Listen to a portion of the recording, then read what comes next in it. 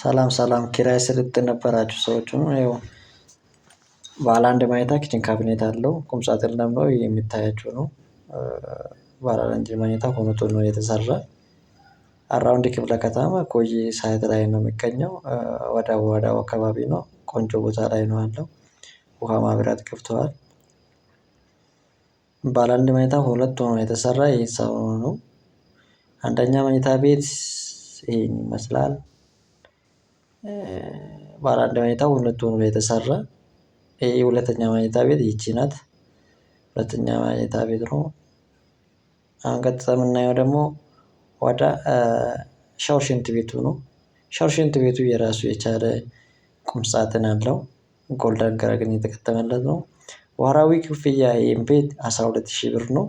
0961745673 ላይ ተመልከቱ እንዳለን ተከራይ ብቻ